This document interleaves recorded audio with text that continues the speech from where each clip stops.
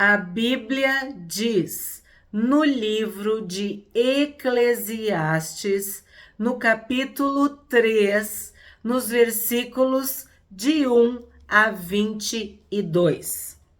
Tudo neste mundo tem o seu tempo. Cada coisa tem a sua ocasião. Há tempo de nascer e tempo de morrer. Tempo de plantar e tempo de arrancar. Tempo de matar e tempo de curar. Tempo de derrubar e tempo de construir. Há tempo de ficar triste e tempo de se alegrar. Tempo de chorar e tempo de dançar. Tempo de espalhar pedras e tempo de ajuntá-las. Tempo de abraçar e tempo de afastar. Há tempo de procurar e tempo de perder. Tempo de economizar e tempo de desperdiçar. Tempo de rasgar e tempo de remendar. Tempo de ficar calado e tempo de falar. Há tempo de amar e tempo de odiar. Tempo de guerra e tempo de paz. Este poema já foi trabalhado num vídeo no canal, inclusive com a participação especial do meu marido, Alexandre Correia. Então, no vídeo de hoje, nós vamos falar sobre os destaques. Esse início fala do tempo, de que há tempo para todas as coisas debaixo do céu e que nós precisamos aceitar os tempos e as estações, os ciclos, o início e o fim e o início, o reinício, o recomeçar, o renovar. 9. O que é que a pessoa ganha com todo o seu trabalho? Eu tenho visto todo o trabalho que Deus dá às pessoas para que fiquem ocupadas. Deus marcou o tempo certo para cada coisa. Ele nos deu o desejo de entender as coisas que já aconteceram e as que ainda vão acontecer. Porém, não nos deixa compreender completamente o que ele faz. Por quê? Porque Deus é soberano. Deus é o Deus Altíssimo. Ele é onisciente, onipotente e onipresente. Ele não cabe na nossa mente limitada. 12.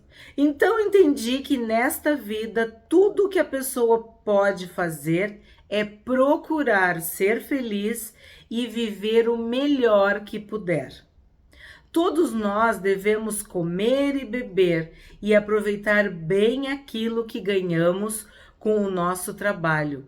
Isso é um presente de Deus. Eu sei que tudo que Deus faz dura para sempre. Não podemos acrescentar nada nem tirar nada. E uma coisa que Deus faz é levar as pessoas a temê-lo. Tudo que Deus faz é perfeito, é formoso, é admirável. Porque Deus é eterno, ele perpassa as gerações.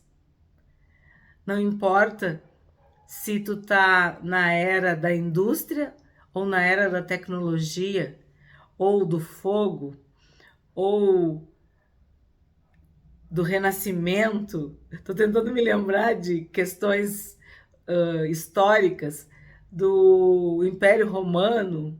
Enfim, tudo o que o ser humano admira e se surpreende para Deus,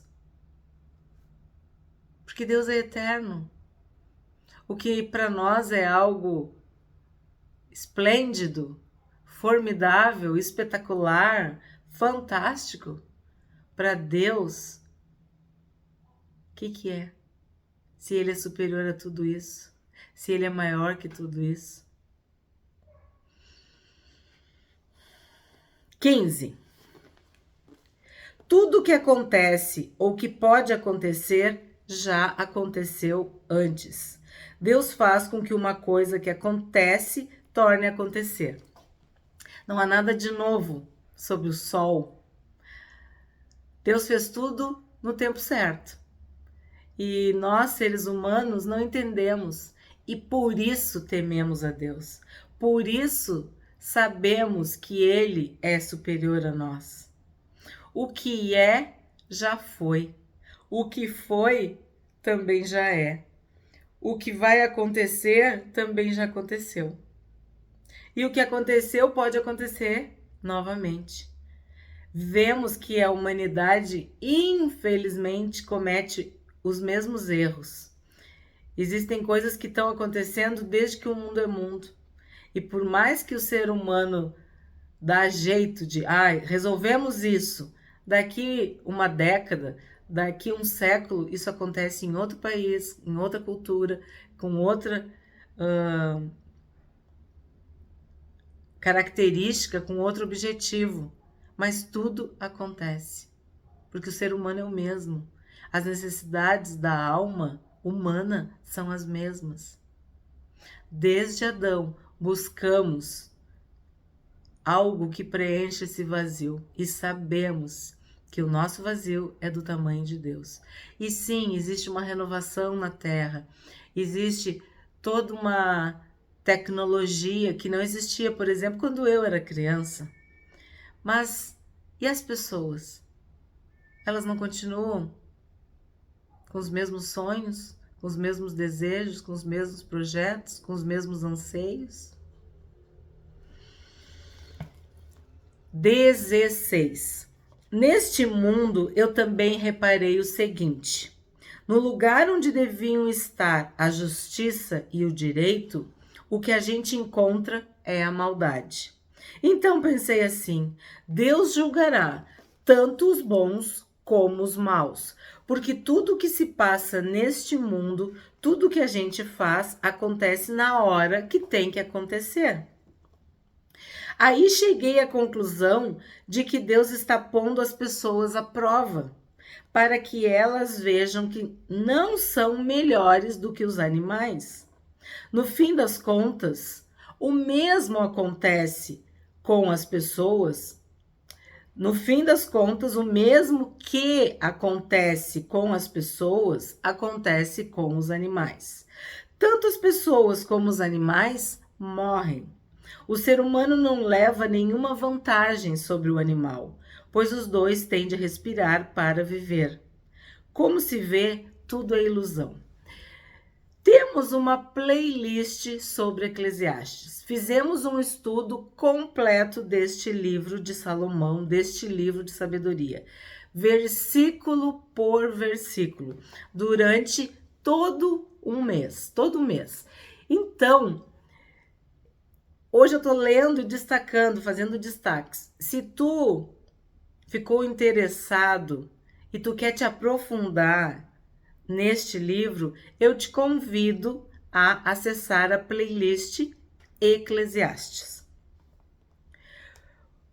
20.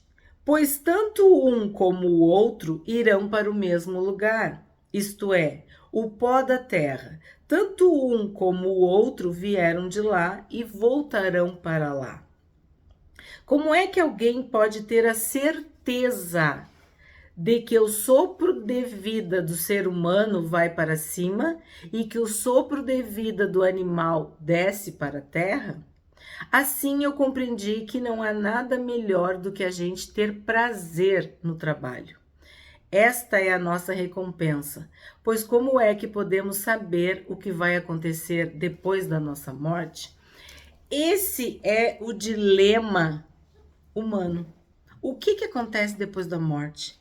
Será que os animais vão para baixo e o ser humano vai para cima? Então, é uma indagação do rei Salomão. Mas todos nós fazemos perguntas. E podemos fazer muitas perguntas. Talvez tenhamos algumas respostas. Mas o que aquieta o nosso coração, o que dá descanso para nossa alma, não são as respostas, é a fé. Tem pessoas que estudam, que trabalham, que adquirem, que têm família, que têm filhos, que têm netos, têm bisnetos, têm saúde e continuam insatisfeitos. É uma busca incansável, é um desejo insaciável, porque não tem fé, não creem na palavra de Deus, não creem no amor de Deus, não acreditam o quanto Deus os ama. Não aceitam que Jesus morreu na cruz para salvar, perdoar pecados, curar, libertar, te dar uma vida digna, santa, pura, seguindo os seus passos. Acham que isso aqui é um livro. Não é um livro. Eu não conheço livros que mudam a vida da humanidade. Eu não conheço livros que separam a humanidade antes de Cristo e depois de Cristo. Se isso aqui fosse só um livro, por que ele ainda não foi destruído? Se tantas civilizações, tantas culturas, tantos países, tantos regimes, tantos governos tentaram destruir e não conseguiram? Por que que em qualquer lugar do mundo, quando alguém lê a Bíblia com fé, ela descobre que não está lendo um livro, não está lendo uma revista, não está lendo palavras, frases, textos, capítulos, livros. Não. Existe uma expressão de amor. Existe uma porção divina que entra em contato com a nossa porção humana e nos cura, e nos conforta, e nos restaura. Então, isso nos dá uma dimensão do que vai acontecer depois da morte. Porque a palavra de Deus diz que quando nós encontramos Jesus aqui, quando nós abrimos a nossa vida para Jesus, quando nós fazemos uma oração de entrega para Jesus, quando o Senhor Jesus escreve o nosso nome no livro da vida, passamos a viver com uma convicção, com uma certeza, com uma paz que excede todo entendimento. Nossos olhos passam a brilhar, temos uma outra perspectiva, uma outra esperança. E sim, isso não é transferível. Cada pessoa individualmente tem que experimentar a visitação,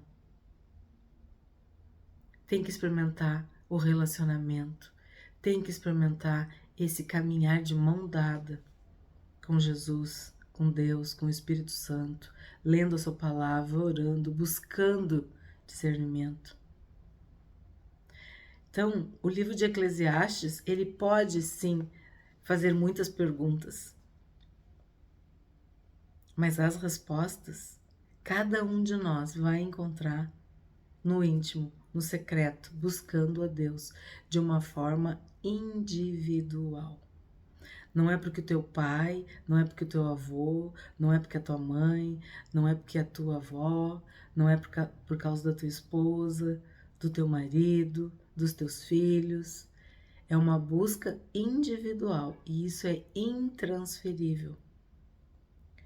E essas respostas que inquietam o ser humano são todas respondidas na cruz, no perdão, na salvação, na ressurreição de Jesus, no amor de Deus pela humanidade, que não poupou o seu filho. O que a gente aprende hoje com este capítulo? De que sim, tudo tem o seu tempo determinado e há tempo para todo o propósito debaixo do céu. Não queira antes, não queira depois. Queira no tempo certo. E qual é o tempo certo? O tempo de Deus. O tempo perfeito que Deus estabeleceu para tudo.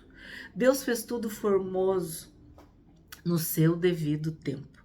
A natureza respeita esses tempos, mas o ser humano quer atropelar, quer acelerar, quer agilizar o processo e perde a essência. Tudo quanto Deus faz durará eternamente, porque Deus é eterno. Deus fará renovar o que passou. Há uma renovação. A face da terra tem sido renovada. E é porque Deus se interessa em renovar, em trazer vida. Deus julgará o justo e o perverso. Sim, estaremos diante de Deus, haverá um juízo. Teremos que comparecer diante de Deus neste tribunal, naquele grande dia. Todos nós, para estarmos diante de Deus, temos que ter o advogado fiel. Temos que, nesta vida aqui, abrir o nosso coração, a nossa mente, a nossa alma, o nosso espírito para Jesus. Pedir que Ele nos salve, pedir que Ele nos cure, pedir que Ele nos liberte. Assim, naquele dia, no dia do juízo, nós teremos o nosso advogado ao nosso lado.